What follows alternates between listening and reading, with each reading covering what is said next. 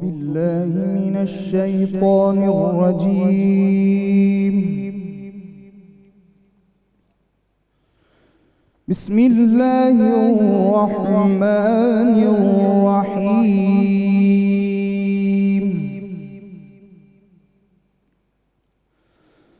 يا نساء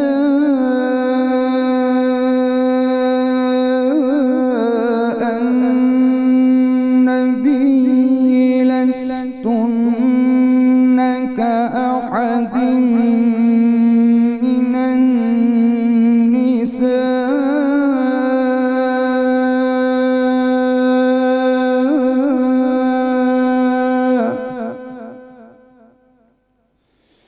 إن اتقيتن فلا تخضعن بالقول فيطمع الذي في قلبه مرض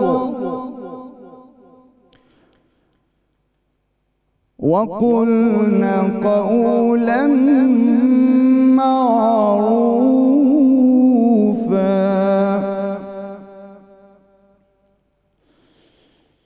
وقرن في بيوتكن ولا تبرجن تبرج الجاهلية الأولى وأقمنا الصلاة وآتينا الزكاة وأطعنا الله ورسوله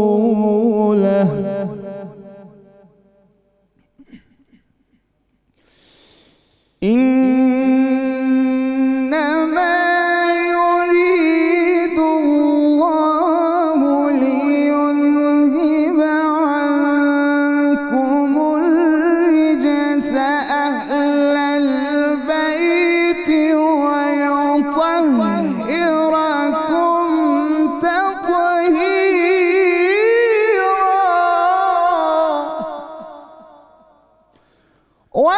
واذكرن ما يتلى في بيوتكن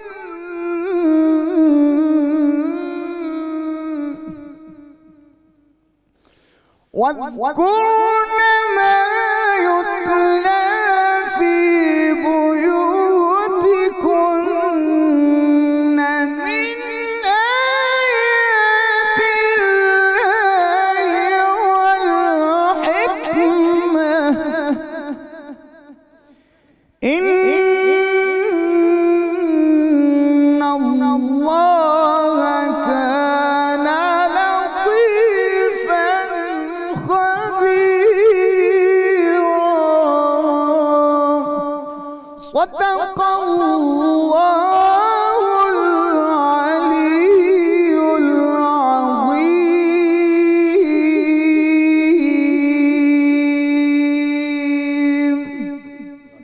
ماشاءاللہ یہ تھے محترم قاری محمد اکرام ربانی صاحب جو آیات بینات کی تلاوت سے ہمارے قلوب اور سماعتوں کو معطر کر رہے تھے۔ السلام علیکم ورحمۃ اللہ وبرکاتہ۔ 92 نیوز کی افطار ٹرانسمیشن رحمت رمضان کے ساتھ میں ہوں ڈاکٹر علی وقار قادری اور میرے ساتھ شریک میزبان تشریف فرما ہیں ڈاکٹر زینب گوندل۔ ناظرین، آج کا موضوع ہے سیرت ام المؤمنین حضرت سیدہ عائشہ صدیقہ سلام اللہ علیہا ورضی اللہ تعالی عنہا۔ آپ کی ذات پاک کو آج کے دن سے اور اس مہینے سے ایک گہری نسبت ہے اور وہ نسبت آپ کے یوم وصال کی ہے جو کہ 17 رمضان المبارک ہے۔ امہات المومنین میں آپ کا ایک نہایت بلند مقام ہے۔ امہات المومنین کو خراج تحسین پیش کرتے ہوئے کسی شاعر نے کیا خوب کہا ہے کہ بانوان ملک عفت امہات المؤمنین، بانوان ملک عفت امہات المؤمنین، پاک دامن پاک سیرت امہات المؤمنین، رازداران رسالت امہات المؤمنین اور محسنات آدمیت امہات المؤمنین، سر بسر صبر و قناعت امہات المؤمنین، سر بسر رشد و ہدایت امہات المؤمنین، نیک طینت نیک خصلت امہات المؤمنین، سر بسر تمکین و عظمت امہات المؤمنین۔ ایسی ہی سلسلے کی ایک کڑی حضرت سید عائشہ صدیقہ امہات المؤمنین میں ان کی شخصیت پر آج ہم کچھ آپ کی خدمت میں گزارشات پیش کریں گے۔ آپ کا نام عائشہ، والد کا نام حضرت ابوبکر صدیق، والدہ کا نام زینب ام رومان۔ آپ کی ولادت بعثت کے کچھ عرصہ کے بعد ہوئی۔ آپ حضور نبی اکرم صلی اللہ علیہ وآلہ وسلم میں عقد مبارک میں آنے والی تیسری خوش نصیب خاتون تھیں۔ آپ کا لقب صدیقہ، حضور علیہ الصلوۃ والسلام پیار سے حمیرہ بھی بلایا کرتے تھے۔ اسلام کی آغوش میں آنکھ کھولی، ایک دن اور ایک لمحہ بھی کفر کا نہیں گزارا۔ حسن سیرت اور حسن صورت کا عظیم مرقع تھی۔ حیات نبوی میں اگر ہم پوری سیرت نبوی کو دیکھیں تو ازواج مطہرات اور امہات المومنین میں دو شخصیات، ویسے تو سب ہی ہمارے سروں کی تاج ہیں اور سب کے جو نالین کی خاک ہے وہ ہماری آنکھوں کا سرمہ ہے، مگر بالخصوص حضرت خدیجہ اور حضرت عائشہ صدیقہ کا مقام بڑا بلند اور بڑا منفرد نظر آتا ہے۔ اس کی وجہ یہ ہے کہ حضرت سیدہ خدیجہ کے مال نے اسلام کو قوت دی اور حضرت عائشہ صدیقہ کے فہم و فراست نے اسلام کو قوت دی۔ حضرت سیدہ خدیجہ رسول اللہ کی حیات ظاہری میں ان کی ناصر اور مددگار تھیں اور دین کی ناصر تھیں، اور حضرت عائشہ رسول اللہ صلی اللہ علیہ وسلم کے وصال مبارک کے بعد دین کی ناصر اور امت محمدیہ کی ناصر اور مددگار کے طور پہ سامنے آئیں۔ حضرت عائشہ، حضرت خدیجہ نے اور ان کی دولت نے دین کو بچایا، حضرت عائشہ اور ان کی فہم و فراست نے دین کو پھیلایا۔ حضرت عائشہ کی خداداد صلاحیت، فہم و فراست اور حیرت انگیز حافظہ ایک معروف بات ہے۔ عہد صدیقی اور عہد فاروقی میں آپ کے علمی مقام کی کوئی خاتون ثانی نہ تھی۔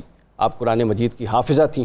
آپ سے کم و بیش 8000 صحابہ اور صحابیات نے شرف تلمذ پایا اور آپ سے احادیث نبوی اور احکام شریعت اخذ کیے۔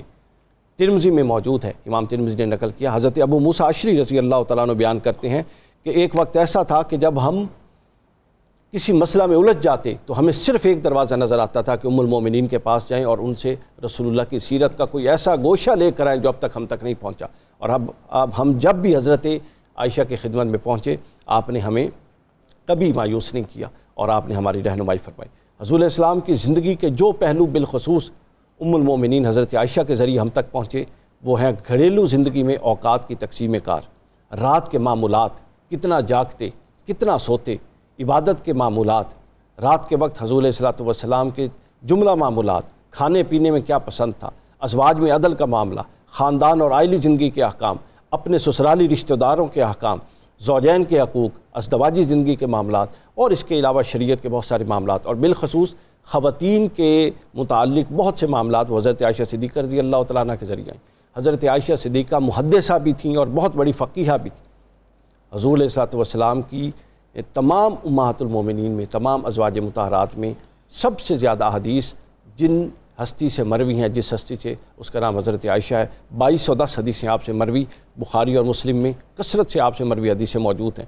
حضرت سودا سے 5 حدیثیں، حضرت زینب سے 11 حدیثیں، حضرت ام حبیبہ سے 65، حضرت ام سلمہ سے 379، حضرت جویریہ سے 7 اور حضرت میمونہ سے 6 حدیثیں مروی، جبکہ اکیلی حضرت سید عائشہ صدیقہ سے 2210 حدیثیں مروی۔ آپ کی سخاوت کا ذکر کریں تو ایک دفعہ روزے سے تھیں اور مال غنیمت آیا، یہ ظہر کا وقت تھا، کثیر مال غنیمت آئے تو آپ نے خادمہ کو حکم دیا کہ اس کو تقسیم کر دیا جائے، حتیٰ کہ ابھی افطار کا وقت نہیں ہوا تھا کہ سارا مال غنیمت تقسیم ہو گیا، حتیٰ کہ آپ کی وہ خادم عرض کرتی ہے کہ اگر آپ حکم دیتی تو ہم اپنی افطار کے لیے تو چند کھجوریں بچا لیتے، تو آپ لوگوں نے بیٹھ کے پانی کے ساتھ افطار کیا۔ حضور علیہ الصلوۃ والسلام کو حضرت عائشہ سے غیر معمولی لگاؤ تھا۔ حضرت عائشہ صدیقہ رضی اللہ تعالیٰ عنہ سے ہمیں عقیدے کے بھی بہت ساری روشنیوں میں گوشوں میں رہنمائی ملتی ہے۔ آپ عقیدے کے حوالے سے اتنی کلیئر تھیں، ایک دفعہ مدینہ پاک میں قحط پڑتا ہے، تمام صحابہ کرام نماز استسقاء، دعائیں، سب کچھ ہو رہا ہے، لیکن ابھی تک بارش نہیں ہوتی، قحط نہیں ختم ہوتا۔ صحابہ کرام حضرت عائشہ کی خدمت میں پہنچتے ہیں اور کہتے ہیں کہ ام المومنین بتائیے ہم کیا کریں۔ یہاں سے ایک صحابہ کا عمل پتہ چلا کہ جب وہ مشکل میں پڑتے تو رسول اللہ کے گھر والوں کے پاس آتے۔ حضرت عائشہ نے فرمایا کہ کہ رسول اللہ کے گنبد کے اوپر سے چھوٹا سا ٹکڑا کاٹ دو اور رسول اللہ اور آسمان کے درمیان حجاب کو ختم کر دو، پھر دیکھو اللہ کی رحمت کیسے اترتی ہے۔ انہوں نے ایسا ہی کیا اور دیکھا کہ اتنی شدت سے بارش ہوئی کہ قحط بھی جاتا رہا اور بالآخر اس سوراخ کو بند کرنا پڑا، پھر جا کے بارش رکی۔ سبحان اللہ، حضرت سیدہ عائشہ صدیقہ کی سیرت پر انشاءاللہ آج ہم بات چیت کریں گے۔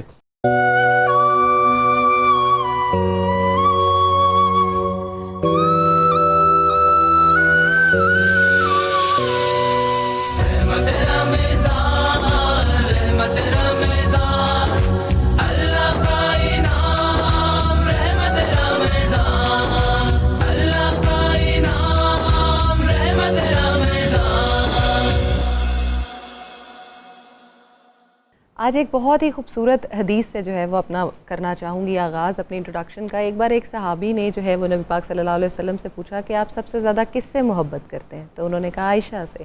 پھر پوچھا کہ مردوں میں کس سے سب سے زیادہ محبت کرتے ہیں؟ تو آپ نے فرمایا کہ حضرت عائشہ کے والد جو کہ حضرت ابوبکر صدیق ہیں ان سے محبت کرتا ہوں۔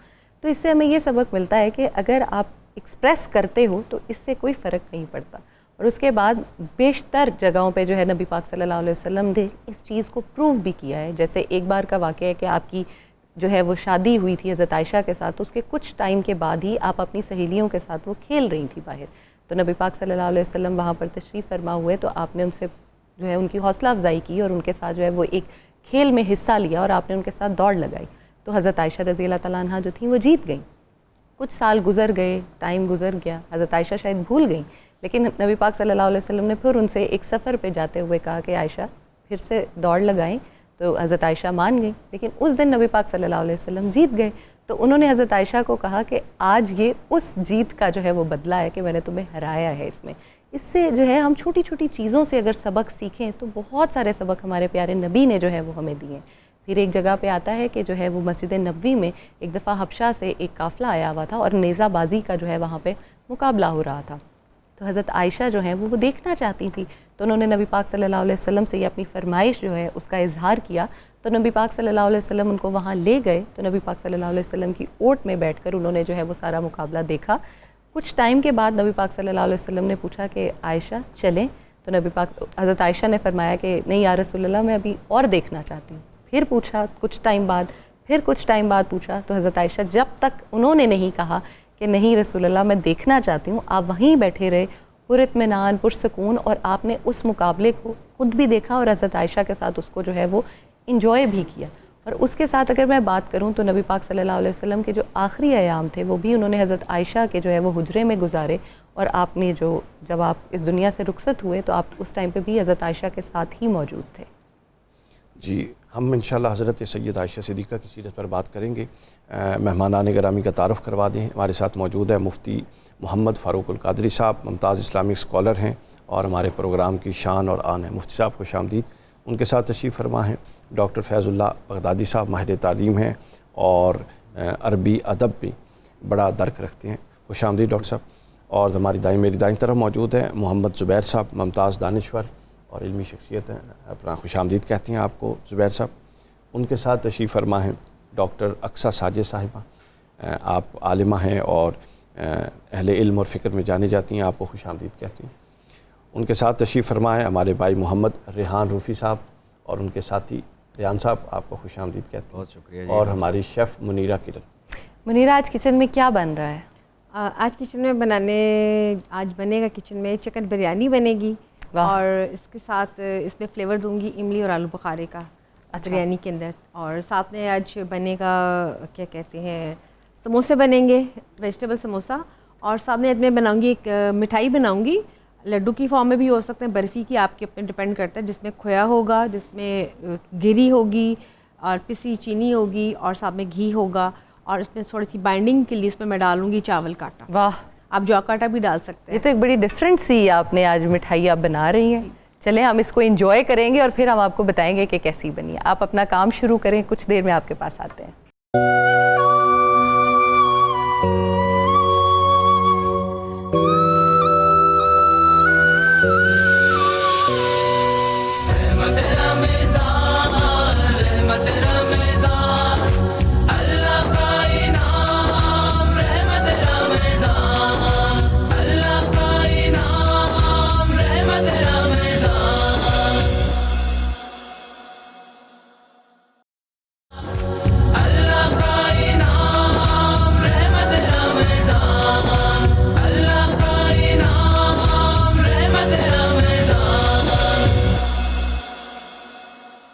رحمت رمضان میں خوش آمدید۔ آج ہم بات کر رہے ہیں ام المومنین حضرت عائشہ صدیقہ رضی اللہ تعالیٰ عنہا پر۔ مفتی صاحب، سب سے پہلے یہ فرمائیں کہ حضرت عائشہ صدیقہ کی جو مبارک شخصیت ہے، ان میں ان کے والد گرامی چونکہ ابتدائی تربیت کے مراحل سے انہوں نے گزارا، اور پھر ان کی تربیت میں رسول اللہ صلی اللہ علیہ وسلم کا بھی بہت بڑا دخل ہے، تو بڑی شخصیت کی تکمیل میں دو بڑوں کا جو کردار ہے اس پر ذرا روشنی ڈالیے۔ بسم اللہ الرحمن الرحیم۔ ڈاکٹر صاحب، سب سے پہلی بات تو یہ ہے کہ حضرت عائشہ صدیقہ سلام اللہ علیہا رسول اللہ صلی اللہ علیہ وسلم کے لیے اللہ رب العزت کا اپنا انتخاب ہے۔ تو رب نے اپنے محبوب کے لیے خود جب انتخاب فرمایا تو اس میں تو ہر وصف کا کمال ہونا ہی ہونا تھا، ظاہر ہے۔ ایون کہ خود جان عالم رحمت کائنات صلی اللہ علیہ وسلم فرماتے ہیں، مجھے حضرت عائشہ سے نکاح سے قبل 3 مرتبہ 3 راتیں ایک فرشتہ آ کر خواب میں حضرت عائشہ کی صورت دکھاتا تھا۔ واہ، اچھا۔ پھر رب العزت کا حکم ہوا اور حضرت عائشہ بذریعہ نکاح میرے حرم کی زینت بن گئی۔ واہ۔ حضرت عائشہ خود ارشاد فرماتی ہیں کہ لم اعقل ابوی قط الا ہما یدینان الدین۔ مکہ مکرمہ میں بیت رسول کے بعد دوسرا مرکز ایمان وہ صدیق اکبر کا گھر تھا۔ سبحان اللہ، سبحان اللہ۔ حضرت ام المومنین سید عائشہ فرماتی ہیں کہ جب میں نے شعور میں قدم رکھا تو میں نے اپنے گھر میں اسلام کی روشنی کو ہی دیکھا۔ سبحان اللہ۔ تو جن کا آغاز ہی یہ ہو، سیکنڈ مرکز اسلام میں ہوا ہو، اور تربیت کرنے والی شخصیت کون تھی سبحان اللہ، کہ جب آقا کائنات صلی اللہ علیہ وسلم معراج سے واپس تشریف لائے تو اہل مکہ نے واقعہ سنتے ہی جھٹ پٹ انکار کر دیا۔ تو جس شخصیت نے روح کی گہرائی سے تصدیق کی، جو یقین کی معراج پر تھے، وہ آپ کے ہی والد حضرت ابوبکر صدیق تھے۔ تو آپ کے تربیت کرنے والے صدیق اکبر نے یقین اور ایمان کامل کے زیر سایہ حضرت عائشہ کی تربیت کی۔ یعنی آپ نے ایک صاحب یقین کے زیر سایہ تربیت۔ آپ بتائیے اس تربیت میں پھر کیا عمدہ روشنی اور آسودگی اور کمال ہوگا۔ بالکل صحیح۔ تیسری بات یہ ہے کہ سید عائشہ فرماتی ہیں کہ میں اپنے والد کے گھر تھی تو ہماری زندگی بڑی سادہ تھی۔ ہمارے گھر میں کئی روز کھانا نہیں پکتا تھا۔ اچھا۔ تو ام المومنین سے پوچھنے والے نے پوچھا تو پھر آپ گزارا کیسے کرتے تھے؟ تو آپ نے فرمایا الاسودان، 2 سیاہ چیزوں سے۔ وہ کون سی؟ فرمایا التمر والماء، کھجور اور پانی سے۔ یہ ہمارا غذا، ہمارا مشروب ہوتا اور ہم اس طرح گزار۔ اس کا مطلب یہ ہوا سیدہ عائشہ صدیقہ نے ایک طرف یقین کامل اور اسلام کی مرکزیت میں تربیت پائی، نمبر 2 طبیعت کے اندر اس قدر سادگی اور قناعت تھی جو رسول اللہ صلی اللہ علیہ وآلہ وسلم جیسی ہستی کے ساتھ مشکلات اور مصائب اور آزمائشوں میں ہر موقع اور ہر سٹیپ پر پیش آنی تھی۔ بالکل ٹھیک ہے۔ رب العزت نے اسی پروسیس سے جناب سیدہ عائشہ صدیقہ کو پہلے گزارا تاکہ یہ حرم رسول میں ایڈجسٹ ہو سکیں۔ بہت خوبصورت بات۔ پھر جب آقا کریم علیہ السلام کی خدمت میں آ گئیں تو رسول اللہ صلی اللہ علیہ وآلہ وسلم نے ان پر بے پناہ شفقت کی، بے شک، اور تربیت کی۔ تربیت کا یہ عالم تھا کہ آپ حضور آقا کریم سے علم و حکمت کی باتیں سنتی اور خدا داد ذہانت اور فطانت سے اپنے دل و دماغ میں جذب کر لیتی۔ بالکل ٹھیک۔ بلکہ حضور علیہ الصلوۃ والسلام انہیں سوال کرنے کا موقع دیتے۔ دیکھیے علم، وہ کہتے ہیں نا العلم بالتعلم، علم ہمیشہ سوال کرنے سے آتا ہے۔ تو حضرت عائشہ سوال کیا کرتی تھی۔ مثلا میں اس کے کئی واقعے آپ کو سناتا ہوں، ایک واقعہ سناتا ہوں۔ عرض کی آقا میں دیکھتی ہوں کہ آپ شب بھر عبادت میں مصروف رہتے ہیں، ایون کہ آپ کے پاؤں میں ورم پڑ جاتے ہیں۔ میں آپ کی حالت دیکھتی ہوں تو مجھے حیرت ہوتی ہے، حالانکہ آپ وہ ہستی ہیں کہ آپ کے بارے میں قرآن نے کہا ہے کہ اللہ رب العزت نے آپ کے سبب سے اگلوں اور پچھلوں کے گناہ معاف کر دیے، سبحان اللہ۔ تو آپ کی تو شان ورا الورا، آپ کو کیا ضرورت ہے اس قدر عبادت کی؟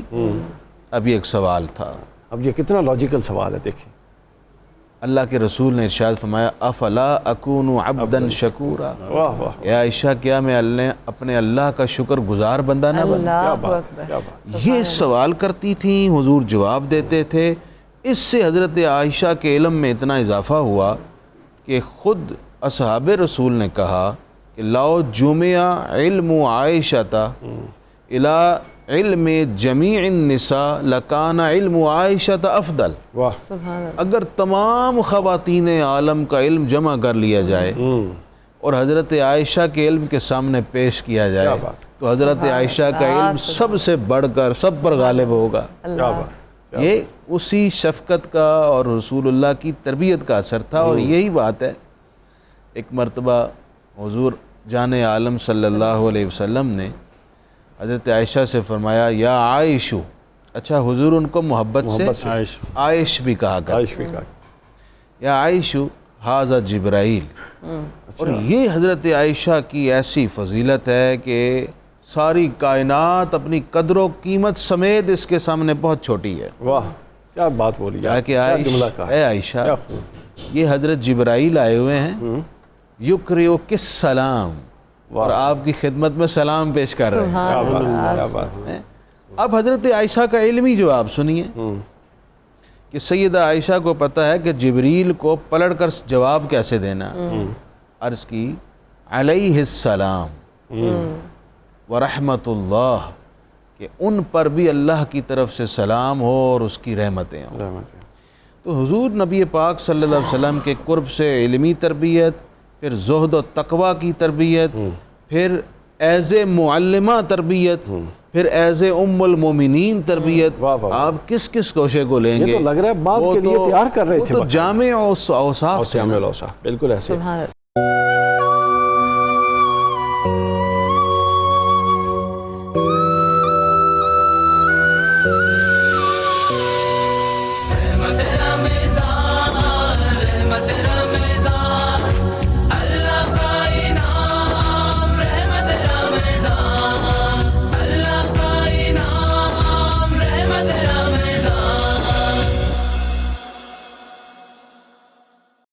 قدائی صاحب، آپ کی خدمت میں جو پہلو ہم نے رکھنا ہے وہ یہ ہے کہ رسول اللہ صلی اللہ علیہ وسلم کے ساتھ جو حضرت عائشہ کا تعلق محبت تھا، جو کہ آپ حضرت عائشہ کی سیرت کے 100 گوشے بھی ڈسکس کریں نا تو ہر گوشے میں تعلق محبت ایک نئی جہت سے لازماً موجود رہے گا۔ اس پر کچھ روشنی ڈالیے۔ بسم اللہ الرحمن الرحیم۔ بہت شکریہ ڈاکٹر صاحب۔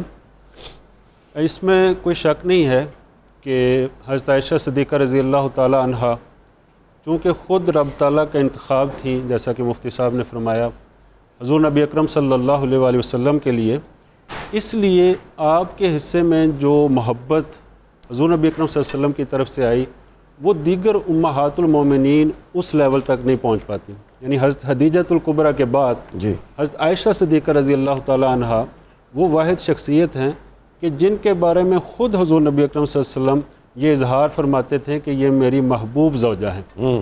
آپ نے حضرت فاطمہ الزہرا سلام اللہ علیہا کو فرمایا کہ انہا حبت ابی کا، کہ یہ جو عائشہ ہیں یہ تیرے والد کی محبوبہ ہیں، ورب الکعبۃ، اور اپنی بات کو انڈوس کرنے کے لیے ساتھ رب کعبہ کی قسم بھی کھائی۔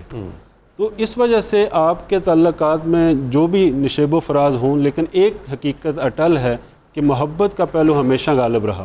اس کے بہت سارے نظائر ہمیں آپ کی سیرت طیبہ سے ملتے ہیں، جن میں سے چند ایک یہ ہیں کہ آپ علیہ الصلوۃ والسلام جو ہے وہ آپ کے بڑے مزاج شناس تھے۔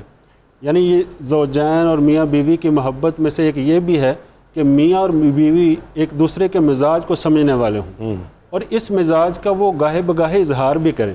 واہ، تو آپ صلی اللہ علیہ وآلہ وسلم نے ایک دفعہ فرمایا کہ اے عائشہ جب تم مجھ سے راضی ہوتی ہے اور جب تم مجھ سے ناراض ہوتی ہے مجھے پتہ چل جاتا ہے. واہ واہ واہ.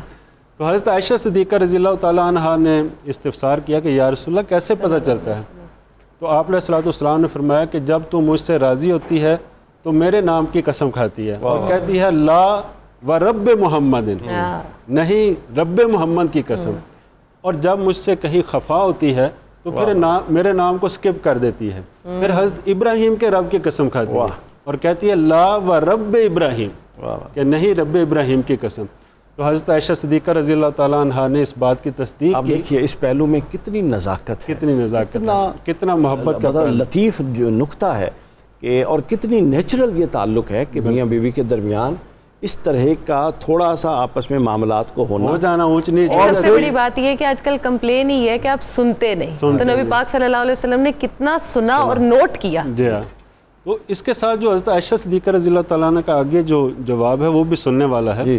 تو آپ فرماتی ہیں کہ یا رسول اللہ اس دوران میں صرف آپ کے نام کو چھوڑتی ہوں، یعنی دل میں وہی محبت ہوتی ہے، دل میں کوئی ملال نہیں ہوتا، صرف نام کی تبدیلی ہوتی ہے کہ رب محمد کی جگہ رب ابراہیم آ جاتا ہے، باقی محبت میں کوئی فرق نہیں آتا. تو اسی طرح حضرت عائشہ صدیقہ رضی اللہ تعالیٰ عنہ کا آپ ہر موقع پر خیال رکھتے. ایون ایک دفعہ جو ہے وہ آپ کا ایک پڑوسی تھا جو فارسی و نسل تھا اور وہ کک بڑا اچھا تھا، کھانا بڑا اچھا تیار کرتا تھا. تو وہ ایک دن آپ علیہ الصلوۃ والسلام کو انوائٹ کرنے کے لیے آئے دعوت پر. کیا بات. تو آپ علیہ الصلوۃ والسلام نے فرمایا کہ وَهَٰذِهِ أَيْضًا، یعنی یہ عائشہ کے لیے بھی دعوت ہے یا صرف میرے لیے ہے؟ تو اس نے کہا لا.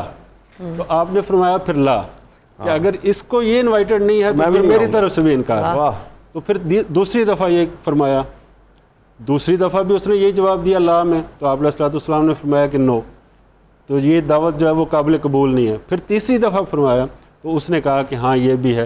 تو پھر آپ علیہ الصلوۃ والسلام حضرت عائشہ صدیقہ رضی اللہ تعالیٰ عنہ کے ساتھ اٹھے، یعنی ایک دوسرے کو تھامتے ہوئے اٹھے اور خوشی خوشی جو ہے وہ اس دعوت پر چلے گئے. سبحان اللہ. اسی طرح حضرت عائشہ صدیقہ رضی اللہ تعالیٰ عنہ خود فرماتی ہیں کہ لوگ جو ہیں وہ اس چیز کے انتظار میں رہتے تھے کہ کب میری باری ہو، یعنی حضور نبی اکرم صلی اللہ علیہ وسلم نے اپنی ازواج مطہرات میں دن تقسیم کر رکھے تھے.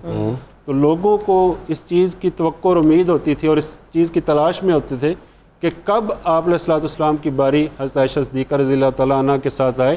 تو اس دوران وہ آپ علیہ الصلوۃ والسلام کو گفٹس پیش کرتے تھے، اور اس سے آپ کی اور آپ کی جو محبوبہ زوجہ ہیں ان کی محبت جو ہے وہ مطلوب ہوتی ہے. سبحان اللہ سبحان اللہ.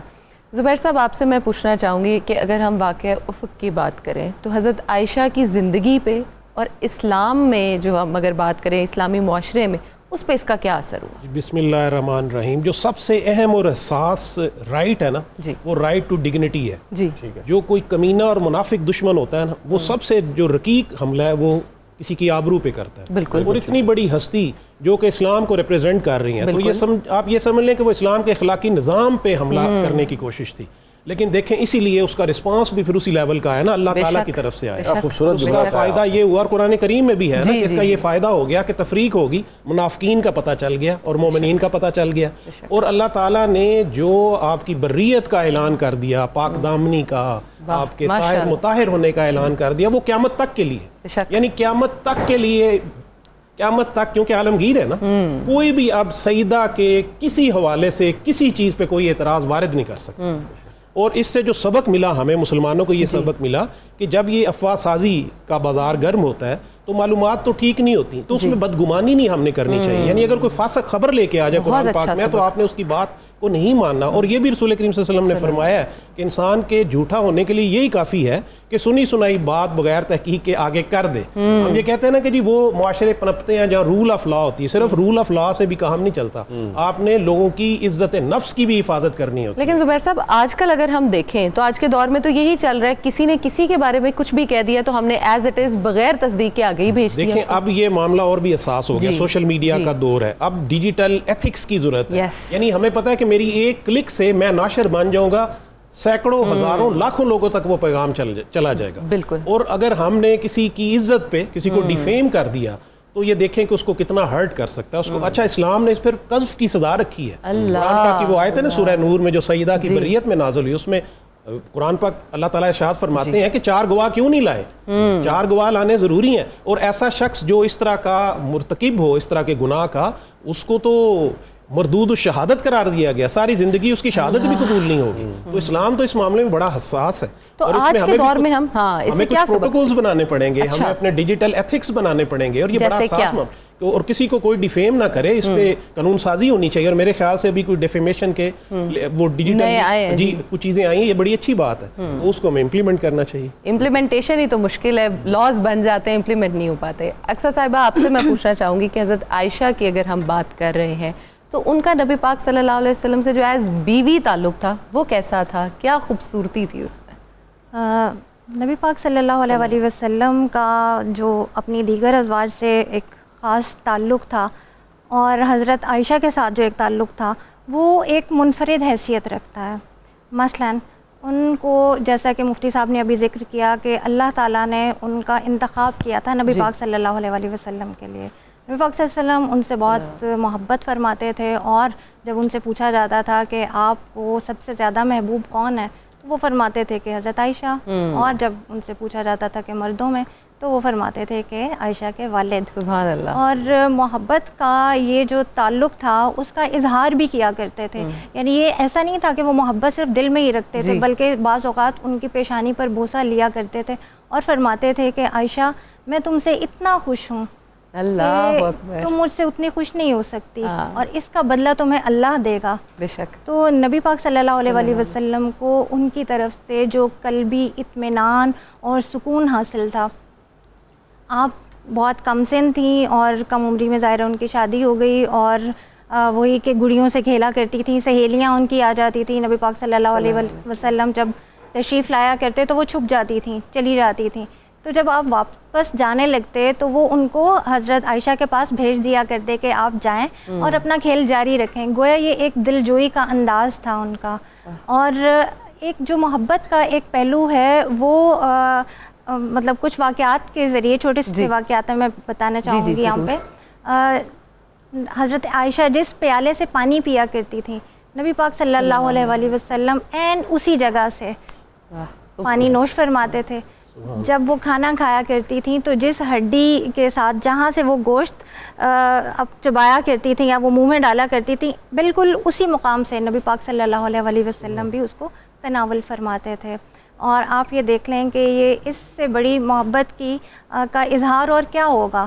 اور بالکل ایسے ہی ہے. بہت خوبصورت آپ نے جو ہے وہ ہمیں احادیث سنائی، اور ہمیں اس سے بڑا ہی خوبصورت میسج بھی ملتا ہے جو ہمیں سیکھنا چاہیے. یہاں لیتے ہیں ناظرین ایک چھوٹی سی بریک، حاضر ہوتے ہیں بریک کے بعد.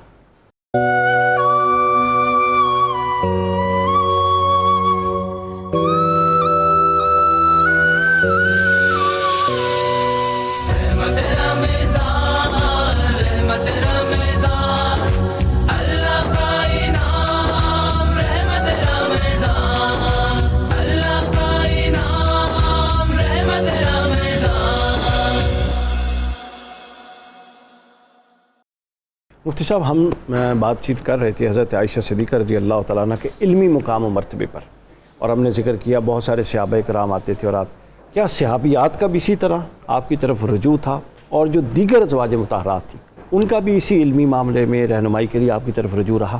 جی بالکل، اس میں کوئی شک نہیں ہے. رسول اللہ صلی اللہ علیہ وسلم کے وصال کے بعد حضرت عائشہ صدیقہ کا حجرہ پاک ایک یونیورسٹی کی حیثیت رکھتا. اچھا، واہ واہ. سبحان اللہ. جس میں خاص طور پر صحابیات آپ کے پاس حاضر ہو کر علم حاصل کرتی، اور جو میلز تھے وہ دروازے پہ کھڑے ہو کر بعض اوقات ام المومنین سے مسئلہ پوچھتے اور آپ اندر سے جواب عنایت فرمایا دیا کرتے. ٹھیک ہے. جن میں حضرت مسروق تھے جو کثرت سے حاضر ہو کر آپ سے مسائل سیکھا کرتے تھے. اسی طرح عطا بن ابی رباح اسی طرح حاضر ہوتے تھے. بڑے بڑے مسائل، بہت بڑے جلیل القدر عالم ہیں جن کی روایات سے فقہاء نے بہت استدلال کیا. تو اس طرح حضرت عائشہ ایک معلمہ تھی جن سے صحابیات بھی سیکھتے تھے اور صحابہ کرام بھی سیکھا کرتے. بالکل ٹھیک.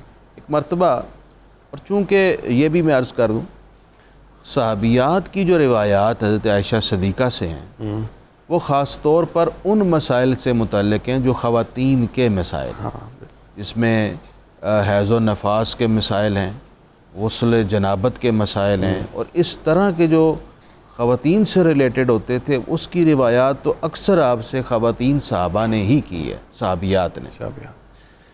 ام المومنین سے ایک دفعہ بڑا دلچسپ مسئلہ پوچھا گیا کہ کیا، کیونکہ وہاں ایک بات معروف ہو چکی تھی، کیا میت کو دیکھ لینے سے اور چھو لینے سے وضو ٹوٹ جاتا ہے؟ اچھا۔ تو ام المومنین فرمانے لگیں اوا موتاکم نجسون، کیا تمہارے خیال کے مطابق یہ مردے ناپاک ہو جاتے ہیں؟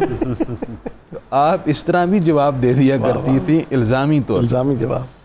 مسئلہ یہ پیش آیا کہ کیا حالت احرام میں محرم خوشبو لگا سکتا ہے؟ اب یہ کتنے اہم مسائل ہیں ہمارے، اب عمرہ کے دیکھیں، حج کے دیکھیں، یہ کمال ہے۔ ام المومنین ارشاد فرمانے لگی کنت اطیب رسول اللہ لاحرامہ قبل ان یحرم، کہ اللہ کے رسول علیہ الصلوۃ والسلام جب احرام باندھ لیتے تو میں ان کے عمرہ یا حج کی نیت کرنے سے قبل خوشبو لگا دیتی تھی۔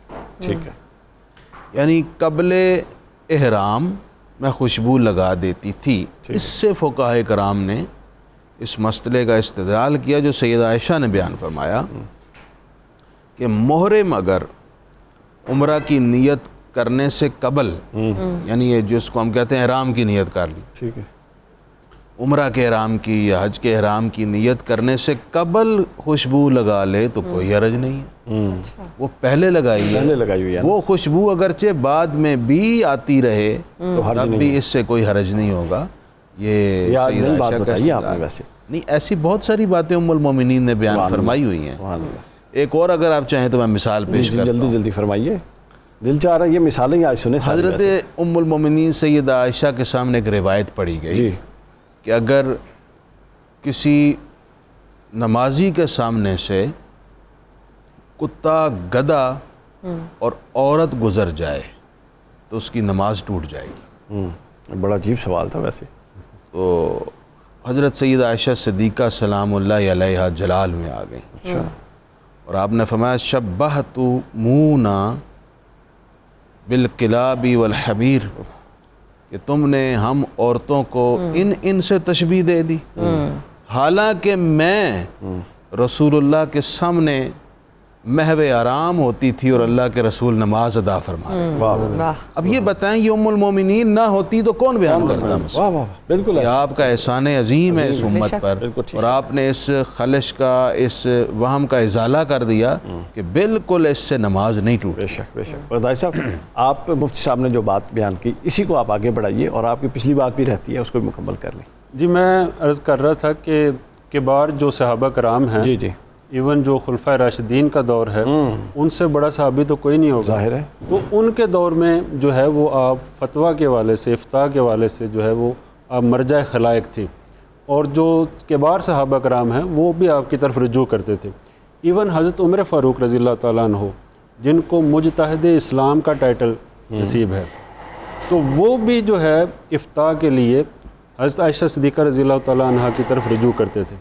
اور حضرت عائشہ صدیقہ رضی اللہ تعالیٰ عنہ کے بارے میں آتا ہے کہ کانت تفتی فی عہد عمر و بعدہ فی عہد عثمان و کانا یرسلان الیہا و یسألانہا عن السنن، کہ حضرت عمر فاروق رضی اللہ تعالیٰ عنہ اور حضرت عثمان غنی رضی اللہ تعالیٰ عنہ کا یہ معمول مبارک تھا کہ وہ بعض احادیث کے لیے آپ کے پاس بندوں کو بھیجتے اور وہ آپ سے آ کے ان احادیث کو پوچھتے، تصدیق کرواتے۔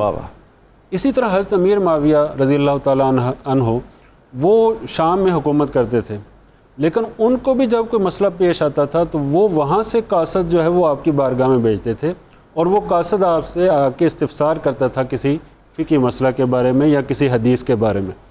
تو اس طرح کبار صحابہ کرام جو ہیں، یہ تو ان کا عالم ہے، تو باقی صغار تو آٹومیٹیکلی اس میں آ جائیں گے۔ جی بالکل۔ یہی وجہ ہے کہ حضرت ابو موسیٰ اشعری رضی اللہ تعالیٰ عنہ فرماتے ہیں کہ ما اشکل علینا اصحاب رسول اللہ صلی اللہ علیہ وسلم حدیث قط इल्ला सअलना अनहु आयशता व वजदना इंदहा इल्मा, कि जब भी हमारे ऊपर कोई हदीस मुश्किल हो जाती, यानी इनको कहते हैं मुअद्दलातुल उमूर, कि ऐसे अमूर जो हल तलब भी ना हो, जिनका हल ही ना निकल रहा हो, तो जब कोई हल नहीं निकलता था तो सहाबा कराम का ये वतीरा था कि वो हज़रत अम्मा आयशा सिद्दीक़ा रज़ियल्लाहु तआला अन्हा की तरफ रुजू करते थे और आपसे उस मसला के बारे में सवाल करते, पूछते, और वहाँ ना सिर्फ सवाल होता बल्कि उसके बारे में शाफ़ी और काफ़ी जवाब भी उनको वहाँ से मिल जाता।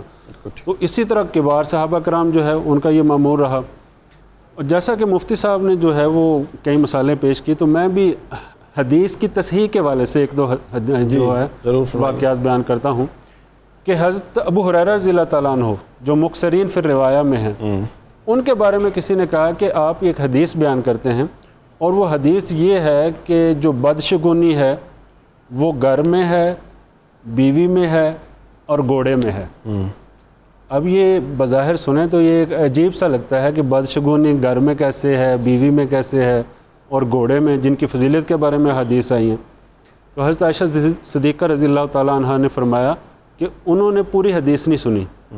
जब वो हदीस बयान कर रहे थे आका अलैहिस्सलाम, जब वो पहुँचे तो इससे पहले भी आप कुछ फरमा चुके थे जो उनके सुनने से रह गया, और वो क्या था कि यहूद ऐसा कहते हैं कि जो बदशगुनी है वो घर में है, बीवी में है और घोड़े में है। तो ये यहूदियों के वाले से जो कोटेशन थी वो उनसे मिस होगी और वो अगली कोटेशन उन्होंने बयान कर दी।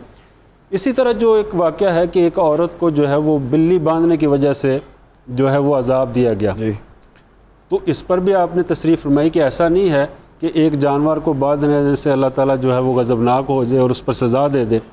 तो उस पर आप अलैहिस्सलाम ने आप रज़ियल्लाहु तआला अन्हा ने ये फरमाया कि असल वाक़या ये है कि वो जो औरत जिसने बिल्ली बांधी थी वो मोमिना नहीं थी, वो काफिरा थी। तो उसको जो अजाब मिला है वो बिल्ली बांधने की वजह से नहीं मिला बल्कि उसके कुफ्र की वजह से उसको अजाब मिला। बिल्कुल तो ये आपकी फ़िक़ही बसीरत और ये आपकी जो शान है कि अहादीस की तस्हीह करना और उनके सियाक़ व सबाक़ के हवाले से बयान करना, ज़ाहिर है ये आपका ही तुरा इम्तियाज़ था जो आपको हासिल था। इसी तरह मेरी भी रग नहीं होती थी, उलमा वाली रग फड़क गई है। हज़रत अबू हुरैरा रज़ियल्लाहु तआला अन्हु से 30 साल हज़रत अबू हुरैरा बताते रहे कि जो जुनबी होता है वो जब तक गुस्ल नहीं करेगा वो रोज़ा नहीं रख सकता। सही। और ये जब बात हज़रत उम्मुल मोमिनीन तक पहुंची तो उन्होंने फरमाया अल्लाह ताला अबू हुरैरा पर रहम करे, मैं रसूलुल्लाह के साथ होती थी और रसूलुल्लाह जुनबी होते थे और रसूलुल्लाह रोज़े की नियत फरमाते थे और उसके बाद गुस्ल फरमा के नमाज फ़जर अदा किया करते।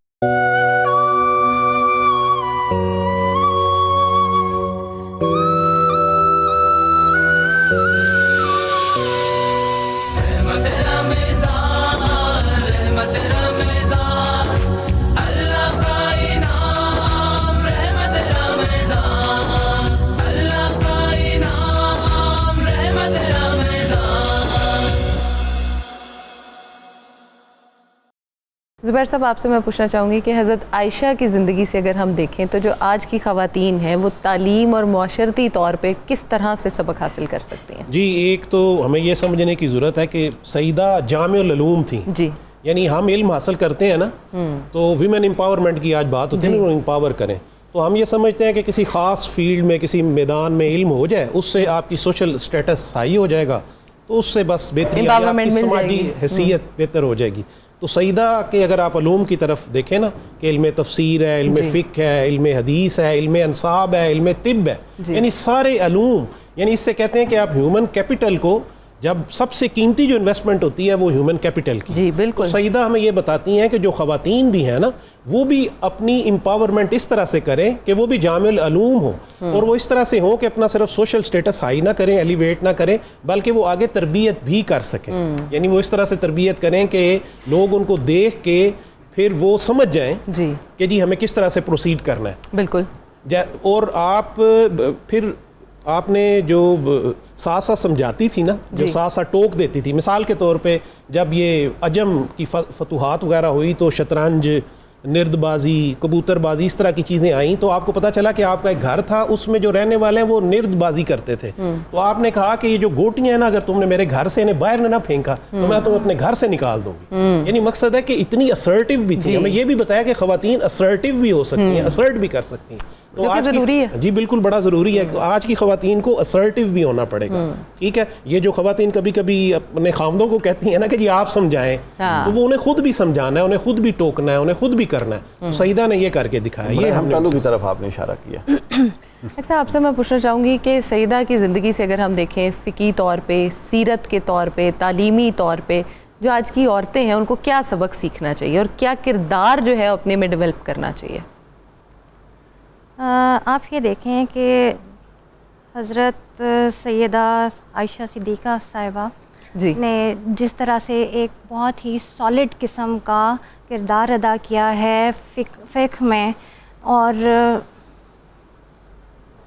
جس طرح سے بہت سالڈ کردار ادا کیا, اور اس کو سیکھنے کے لیے اور جو بھی مسائل درپیش ہوتے تھے وہ اس کو مطلب ایسے ہی چھوڑ کہ اگر سمجھ میں نہیں آیا تو اس سے ہم آگے نکل گئے نہیں, بلکہ وہ اس کو پوری طرح سے تفہیم کا جو ایک سلسلہ ہے وہ ان کا چلتا رہا. اور وہ کیونکہ ان کا حجرہ جو تھا وہ متصل تھا مسجد نبوی سے, تو دعوت رشد و ہدایت چلتی رہتی تھی, وفد آتے رہتے تھے, تو وہ وہاں پر باقاعدہ وہ اٹینڈ کیا کرتی تھیں دیوار کے ساتھ, اور اگر وہاں تک ان تک آواز نہیں پہنچتی تھی تو وہ نبی پاک صلی اللہ علیہ وسلم سے دوبارہ پوچھ لیا کرتی تھیں, اور وہ استفسار کیا کرتی تھیں, جس کو کہ نبی پاک صلی اللہ علیہ وسلم اس سے تو بڑا خوبصورت میسج ہے کہ سیکھنے کی ایک خواہش تھی. ایگزیکٹلی, کہ سیکھنے کی ایک خواہش آپ کے اندر ہونی چاہیے اور ایک مثبت طرح سے آپ کو اس کو لینا چاہیے. اور تمام جتنے بھی ہیں ایریاز, اس میں ہمیں یہ دیکھنا چاہیے کہ ہم کہاں کہاں کس طرح سے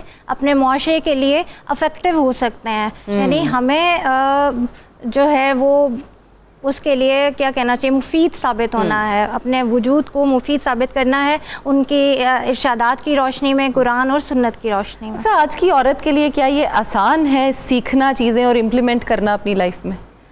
میرا یہ خیال ہے کہ جب اگر آپ چاہیں کہ ہم نے یہ کرنا ہے, کچھ بھی مشکل نہیں ہے.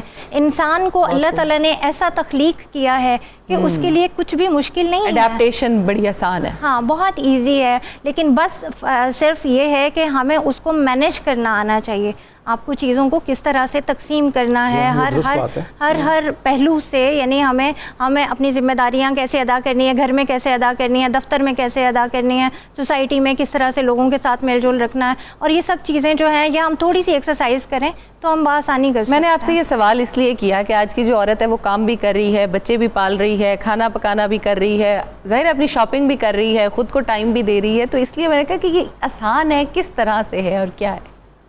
میرا خیال ہے کہ اتنا مشکل نہیں ہے. اچھا, بس تھوڑی سی ہمیں ایکسرسائز کرنے کی ضرورت ہے, ٹائم مینجمنٹ ہونی چاہیے. ہر دور کے چیلنج مختلف ہوتے ہیں, ہر دور میں کسی نہ کسی حوالے سے یہ چیلنج اور یہ کنسرنز رہتے ہیں. تو مفتی صاحب جی آپ سے میں پوچھنا چاہوں گی کہ آج ہم دودھ کے بارے میں بات کر رہے ہیں, تو اس پہ قرآن اور حدیث کے بارے میں پلیز ہمیں بتائیں, اور یہ بھی بتائیں کہ سحری افطار میں دودھ پینے کا کیا ہے, پینا چاہیے. خالص دودھ اللہ تعالیٰ کی بہت بڑی نعمت ہے. ٹھیک ہے, وہ میسر ہو تو ضرور پئیں. ہمارے نبی صلی اللہ علیہ وآلہ وسلم کی پسندیدہ غذاؤں اور مشروبات میں سے ایک دودھ ہے.